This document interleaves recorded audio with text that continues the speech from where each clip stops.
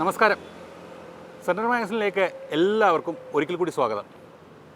മനുഷ്യരുടെ കൂട്ടത്തിൽ മാത്രമല്ല, ചെടികളുടെ കൂട്ടത്തിലും കരുത്തുറ്റ പോരാളികളുണ്ട്. പൂച്ചെടികളുടെ കൂട്ടത്തിലെ അത്തരത്തിലുള്ളൊരു പോരാളിയാണ് ബുഗൻവില്ല. വേനലിനോട് പടവെട്ടി വസന്തോത്സവം തീർക്കുന്നവൾ. ഒരു ഇടവേളയ്ക്ക് ശേഷം ബുഗൻവില്ല ഇപ്പോൾ വീട്ടിലും വിപണികളിലും താരമാണ്. വേനൽ ചിരിക്കുന്ന ബുഗൻവില്ല വിശേഷങ്ങളാണ് ഇത്തവണത്തെ സെൻട്രൽ മാഗസിനിൽ.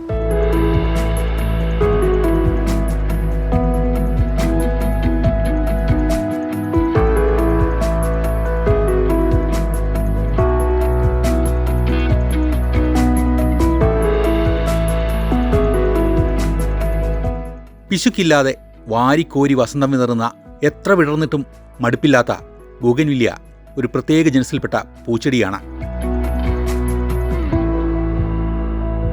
സഹപൂച്ചെടികളോട് ഞാനാ ടൈപ്പല്ല എന്ന് പറയുന്ന കക്ഷി സാധാരണ പൂക്കളിൽ നിന്ന് വ്യത്യസ്തമാർന്ന നിരവധി സ്വഭാവവിശേഷങ്ങൾ പ്രകടിപ്പിക്കുന്നു.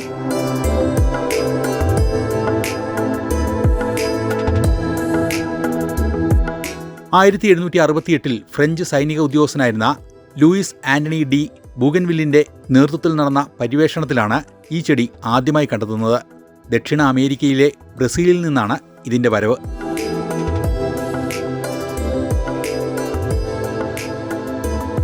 ബുഗൻവില്ലയിൽ നാം കാണുന്ന ചുവപ്പ്, പിങ്ക്, മഞ്ഞ നിറങ്ങളിലുള്ളവ യഥാർത്ഥത്തിൽ പൂക്കളല്ല. അത് ബ്രാക്റ്റികൾ അഥവാ സഹപത്രമാണ്. ബ്രാക്റ്റികൾ ഇലകളുടെ ഒരു രൂപമാറ്റമാണ്. ഇതിനുള്ളിലായി കാണപ്പെടുന്ന വളരെ ചെറിയ വെളുത്ത നിറത്തിലുള്ള ഭാഗമാണ് യഥാർത്ഥ പൂവ്. രണ്ടാമതായി, തേനീച്ചകളെയും ശലഭങ്ങളെയും ആകർഷിക്കാൻ സുഗന്ധം പൊഴിക്കുന്ന ഏർപ്പാട് ബുഗൻവില്ലയ്ക്കില്ല. അടുത്തത്, വെയിലിനെ കൂസാതെ വേനൽക്കാലത്ത് അടിച്ചു പൊളിച്ച് പൂവിടും. വെള്ളം കുറവുള്ള സാഹചര്യമൊന്നും ബുഗൻവില്ലയ്ക്ക് ഒരു പ്രശ്നമല്ല. മൊത്തത്തിൽ കാര്യങ്ങളെയൊക്കെ അതിജീവിക്കാൻ നല്ല കരുത്തുണ്ട്. മഴക്കാലത്തിൻ്റെ ബുദ്ധിമുട്ടുള്ളപ്പോൾ ആദ്യം മഴയുള്ളപ്പോൾ അധികം വെയ്യത്തില്ലെന്നേ ഉള്ളൂ, ഉണ്ടാകത്തില്ലെന്നേ ഉള്ളൂ പൂക്കൾ.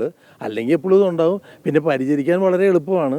ഇത് ബ്രൂൺ ചെയ്ത് കൊടുത്താൽ മതി, വെള്ളം കൊടുത്താൽ മതി. വളരെ തുച്ഛമായിട്ടുള്ള വളത്തിൻ്റെ ആവശ്യമേ വരുള്ളൂ. എന്നാൽ കൂടിയ വളങ്ങൾ അങ്ങനത്തെ ഒന്നും വേണ്ട. അതുകൊണ്ട് നമുക്കതിനകത്ത് താല്പര്യമുണ്ട്. അതല്ലേ പെട്ടെന്ന് ആകാരം എന്ന് പറഞ്ഞാൽ ഒരുപാട് പൂക്കൾ ഒന്നിച്ച് കൊല പോലെ ഉണ്ടാവും. അപ്പോൾ അതുകൊണ്ട് തന്നെ ഞങ്ങൾ പണ്ട് തൊട്ടേ ഇവിടെ വന്ന് ഇതുപോലെ തന്നെ ഞങ്ങൾ പല വെറൈറ്റിയും മേടിച്ചിട്ടുണ്ട്. ഒത്തിരി ഇമ്പോർട്ടൻ്റ് വെറൈറ്റീസാണ്. അതുകൊണ്ട് അതിനുള്ള ഒരു ഭംഗിയുണ്ട്. സാധാരണ കാണുന്ന ബൊഗെയിൻവില്ലയിലും വ്യത്യസ്തമായിട്ടുള്ള ബൊഗെയിൻവില്ലയാണ് ഇവിടെ നമ്മൾ കാണുന്നത്. മിക്കതും നാടൻ വെറൈറ്റി അല്ല. അപ്പോൾ അതും ഒരു വലിയൊരു ആകർഷണം തന്നെയാണ്. ഇത് ഈ പൂക്കളോട് ഇഷ്ടമുള്ളവർക്ക് അത് കൂടുതൽ താല്പര്യം തോന്നും വെറൈറ്റി അനുസരിച്ച്. വിരിയുന്നിടം പൂന്തോട്ടമാണോ പുറമ്പോക്കാണോ വഴിയരികാണോ എന്നതൊന്നും ബുഗൻവില്ലയ്ക്കൊരു വിഷയമല്ല. എവിടെയായാലും വളർന്ന് പടർന്നു നിൽക്കും. ഒരു ചില്ല ഒടിച്ചു നട്ടാൽ ജാടയില്ലാതെ കിളിർക്കുകയും ചെയ്യും. നമുക്കൊക്കെ ഇഷ്ടമുള്ള ബോഗൻവില്ല ഇഷ്ടം പോലെ ഇഷ്ടപ്പെടുന്നൊരു പ്ലാന്റ്. അത് എപ്പോഴും പൂക്കളുണ്ട്, നോക്കാൻ വലിയ പാടില്ല. ഇപ്പോൾ ഇതാ ഞങ്ങളുടെ അവിടെയൊക്കെ വലിയ ട്രെൻഡായിരിക്കും. യൂട്യൂബിൽ കണ്ടുവന്ന അങ്ങനെയുള്ള ബുഗൻവില്ലകളുടെ 100 കണക്കിന് വ്യത്യസ്ത ഇനങ്ങളാണ് വരാപ്പുഴ ഒളനാടുള്ള ജിമ്മി കല്ലൂരിൻ്റെ അൽപൈൻ റോസ് ഗാർഡനിലുള്ളത്. 250ഓളം വെറൈറ്റീസുകൾ നമ്മുടെ കയ്യിലുണ്ട് ഇപ്പോൾ. അതെ, അതിനകത്ത് നമ്മൾ കൂടുതൽ നമുക്ക് ജനങ്ങൾക്ക് ഇഷ്ടമുള്ളതും കൂടുതൽ പൂവുള്ളതുമാണ് ഇപ്പോൾ നമ്മൾ പിടിപ്പിച്ചുകൊണ്ടിരിക്കുന്നത്. എല്ലാം നമുക്ക് പിടിപ്പിച്ചെടുക്കാനായിട്ട് ചില അസൗകര്യങ്ങളുണ്ട്. അപ്പോൾ ഏറ്റവും നന്നായിട്ട് പുഷ്പിക്കുന്നതാണ് ഇപ്പോൾ നമ്മൾ പിടിപ്പിക്കുന്നത്. ഇങ്ങനെ നാട് നീളെ പൂത്തു നടന്നിട്ടും ബുഗൻവില്ലയുടെ വിപണി മൂല്യത്തിന് ഒട്ടും കുറവില്ല. 350 രൂപ മുതൽ 3500 രൂപ വരെ വിലയെത്തുന്ന വ്യത്യസ്ത ഇനങ്ങൾ. ആദ്യം ഒരു 200 രൂപയുടെ കുറച്ച് പാക്കറ്റ് ഇവിടെ ഉണ്ടായിരുന്നു. അപ്പോൾ ഈ യൂട്യൂബിൽ ഇങ്ങനെയൊക്കെ വന്നപ്പോഴേക്കും കുറച്ച് അതൊക്കെ തീർന്നുപോയി. അപ്പോൾ അധികവും ഞങ്ങൾ ഈ 2 ഫീറ്റിൻ്റെ ഒരു 2 വർഷമായ പ്ലാന്റാണ് സാധാരണ ആൾക്കാർക്ക് കൊടുത്തുകൊണ്ടിരിക്കുന്നത്. അങ്ങനെ കൊടുക്കുന്നത് പറഞ്ഞു കഴിഞ്ഞാൽ ചെറിയ പ്ലാന്റ് ആണെങ്കിൽ അത് പെട്ടെന്ന് കംപ്ലയിൻറ്റ് വരും. മറ്റേതെന്ന് പറഞ്ഞു കഴിഞ്ഞാൽ നല്ല പൂർണ്ണമായിട്ടും അത് നല്ല ദൃഢമായിട്ടുള്ള പ്ലാന്റ് ആയിരിക്കും. ഒരിക്കലും അത് ചീത്തയായി പോകില്ല.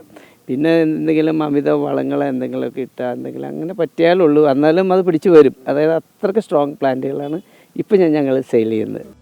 മുൻപ് 1-2 നിറങ്ങൾ മാത്രമായിരുന്നു ലഭ്യമെങ്കിൽ ഇന്ന് നിരവധി ഇനങ്ങളുണ്ട്. പൂക്കൾ, ബ്രാക്റ്റുകൾ, തണ്ടുകൾ എന്നിവയിലെ വ്യത്യാസം കണ്ടറിഞ്ഞ് അവയെ ഓരോന്നും തേടിപ്പിടിച്ച് സ്വന്തമാക്കുന്ന നിരവധി ഉദ്യാനപ്രേമികളുണ്ട്. ആദ്യകാലത്ത് എൻ്റെ അടുത്തൊരു 40 കളേഴ്സ് ഉണ്ടായിരുന്നുള്ളൂ. ഒരു 40ഓളം വെറൈറ്റികൾ ആയിരുന്നു ആദ്യത്തെ ഒരു വെറൈറ്റികൾ. അതുമ്മ വെച്ചാണ് നമ്മൾ സ്റ്റാർട്ട് ചെയ്തത്. അത് 40 കുറച്ച് നമ്മൾ കളക്ട് ചെയ്തിട്ടാണത്. ഇപ്പോൾ പല സ്ഥലങ്ങളിൽ നിന്നും കളക്ട് ചെയ്തിട്ടാണ് നമ്മളിപ്പോൾ ഈ ഒരു സിറ്റുവേഷനിലേക്ക് ആയത്.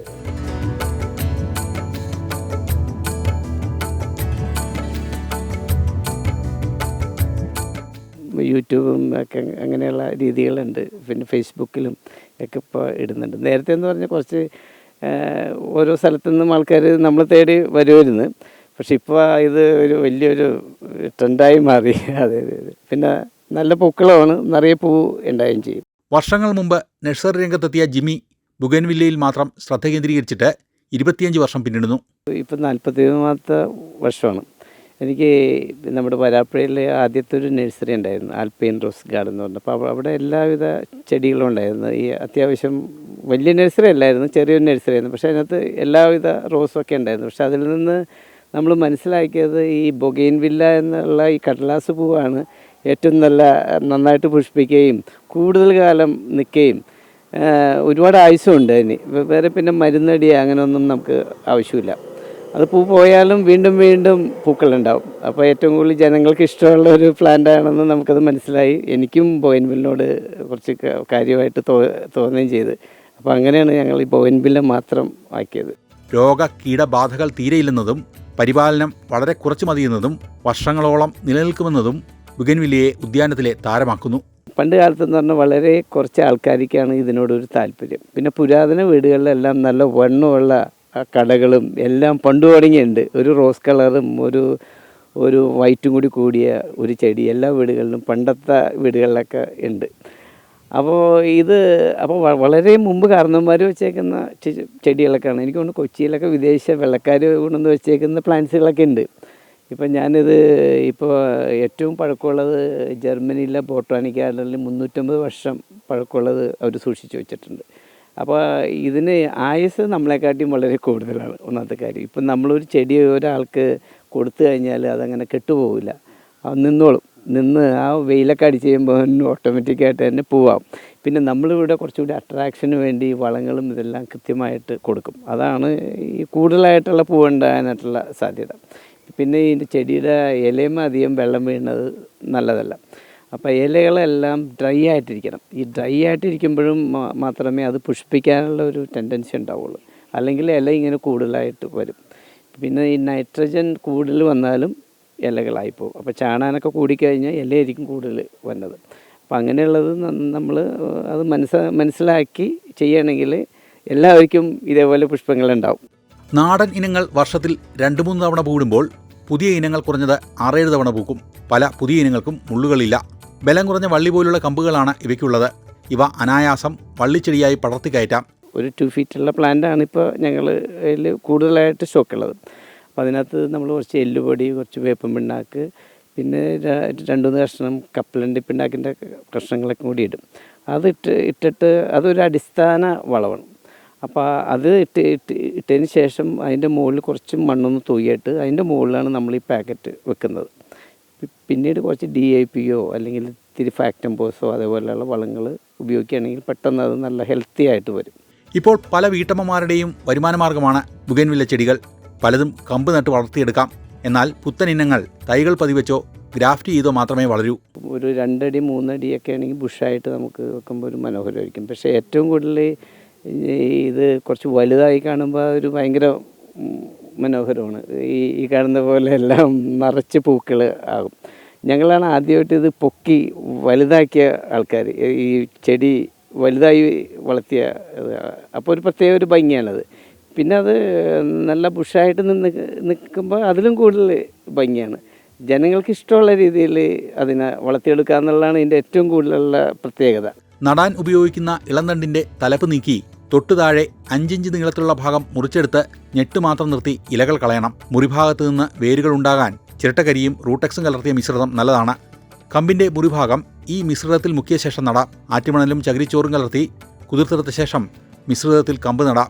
4, 5, 7 എത്ര വേണമെങ്കിലും നമുക്ക് ഒട്ടിച്ച് പിടിപ്പിച്ചെടുക്കാം.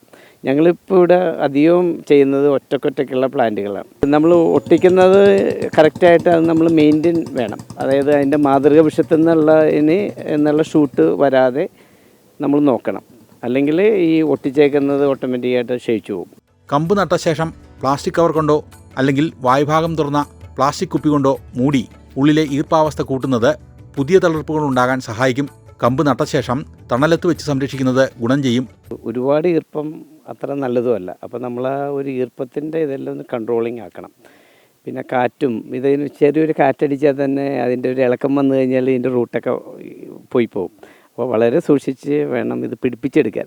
ഞങ്ങളൊരു 10-100 കുത്തുമ്പോൾ ഒരു 10-20 കിട്ടണുള്ളൂ. അല്ലെങ്കിൽ ഒരുപാട് നമുക്ക് ഉൽപ്പാദിപ്പിക്കാമായിരുന്നു, കുറേ ഡാമേജ് ആയിട്ടൊക്കെ പോകും. അപ്പോൾ പല മെത്തേഡും ഏതെല്ലാം മെത്തേഡ് നമുക്ക് ഉപയോഗിക്കാൻ പറ്റും അങ്ങനെയുള്ള എല്ലാ മെത്തേഡുകളും ഉപയോഗിച്ചിട്ടാണ് ഞങ്ങളിപ്പോൾ പിടിപ്പിച്ചു വരുന്നത്. പൂക്കൾ വന്നു കഴിഞ്ഞാൽ നന്നായി നനയ്ക്കണം. മുകളിലേക്ക് കുത്തനെ വളർന്നു പോകുന്ന കമ്പുകളിൽ കാര്യമായി പൂവിടാറില്ല. ഇത്തരം കമ്പുകൾ ഉണ്ടായി വരുമ്പോൾ തന്നെ മുറിച്ചു കളയണം. കമ്പ് കോതിയ ചെടി അധികമായി പുഷ്പിക്കാൻ റോക്ക് ഫോസ്ഫേറ്റും പൊട്ടാസ്യം നൈട്രേറ്റും അടങ്ങിയ കൂട്ടുവളം നൽകാം. മണ്ണിൽ വെക്കുന്നതിന് കുഴപ്പമില്ല, പക്ഷേ ചെടിച്ചട്ടിയിലാണെങ്കിൽ ഒരു 4 പ്രാവശ്യം പൂവിടുമ്പോഴും മണ്ണിലാണെങ്കിൽ അതൊരു 2 പ്രാവശ്യമായിട്ടൊക്കെ കുറയും. അതായത് മണ്ണിലാവുമ്പോഴേക്കും ഒരുപാട് വെള്ളവും വളവും എല്ലാം ഇത് വലിച്ചെടുക്കും. അപ്പോൾ ചെടി കുറച്ച് മടിയന്മാരാകും. അതായത് എല്ലാം കിട്ടിക്കഴിയുമ്പോഴേക്കും അവർക്ക് ഇത് അങ്ങോട്ട് പുഷ്പിക്കാനുള്ള ടെൻഡൻസികൾ ഒക്കെ കുറഞ്ഞു പോകും. അപ്പോൾ ചട്ടിയിലാണെങ്കിൽ അതിന് ആവശ്യത്തിനുള്ള വളവും വെള്ളവും ഒക്കെ കിട്ടുള്ളൂ. ഇനി അനാവശ്യമായിട്ട് എന്തെങ്കിലും വീണാൽ തന്നെ വെള്ളമെല്ലാം വാർന്നു പോകും. അപ്പോൾ ഈ ചെടിക്ക് കുറച്ച് ഡ്രൈ ആയിട്ട് ഇരിക്കുന്നതാണ് എപ്പോഴും നല്ലത്. ബുഗൻവില്ലയുടെ 200 ഇനങ്ങളിൽ 50ഓളം ഇനങ്ങളുടെ തൈ ഉൽപ്പാദിപ്പിച്ച് വിൽക്കുന്നുണ്ട് ജിമ്മി കല്ലൂർ. വള്ളിച്ചെടിയാണെങ്കിലും വെട്ടിയൊതുക്കി ബോൺസായി രീതിയിലാണ് പലരും വളർത്തുന്നത്. എല്ലാം വിദേശത്തു നിന്ന് വന്നതാണിത്. ഇന്ത്യക്കും ഇത് ഉൽപ്പാദന കേന്ദ്രങ്ങളൊക്കെ ഉണ്ട്, ഡൽഹിയിലൊക്കെ ഉണ്ട് ഇതിൻ്റെ. പിന്നെ ലക്നൗവിലൊക്കെ ഉണ്ട്. ഞാൻ പോയിട്ടുണ്ട് ലക്നൗവിലും അങ്ങനെയുള്ള എല്ലാ സ്ഥലത്ത്. പിന്നെ എല്ലാ രാജ്യങ്ങൾക്കും അവരുടേതായ ബോയിൻവില്ലകൾ ഉണ്ട്, നമുക്കും ഉണ്ട്. മറ്റുള്ള എല്ലാ രാജ്യങ്ങളും ഉൽപ്പാദിപ്പിക്കുന്നുണ്ട്. Sunrise white, silver red, ash white, tiger orange, purple queen, blueberry, China red, yellow Julie എന്നിങ്ങനെ വിപണിയിലെ പ്രമുഖരെല്ലാം ജിമ്മിയുടെ നഴ്സറിയിലുണ്ട്. മഹാറാണി, അടർണ, പിന്നെ സുവർണ വെറൈറ്റികൾ ഇപ്പോൾ പുതിയതായിട്ട് ഇഷ്ടം പോലെ ഉണ്ട്.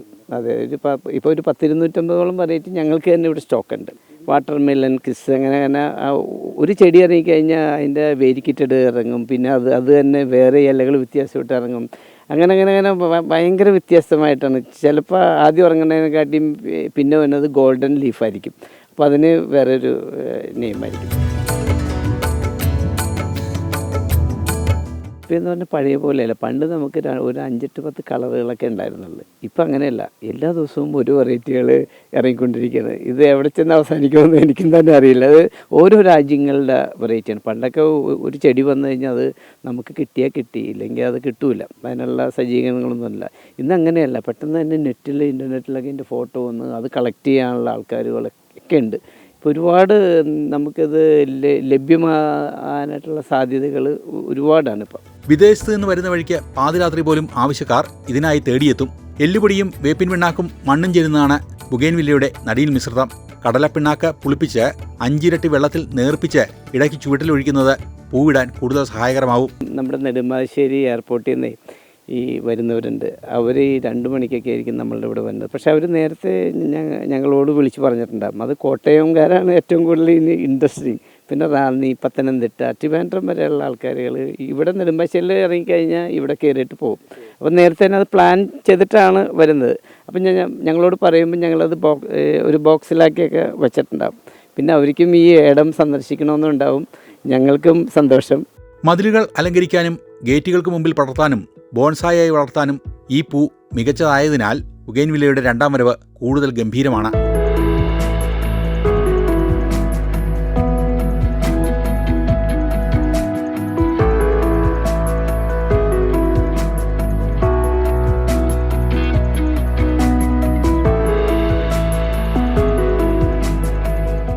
അങ്ങനെ ഈ ആഴ്ചയിലെ സെൻട്രൽ മാഗസിൻ വിശേഷങ്ങൾ ഇവിടെ അവസാനിക്കുകയാണ്.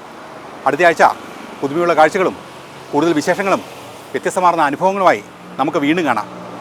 നന്ദി, നമസ്കാരം.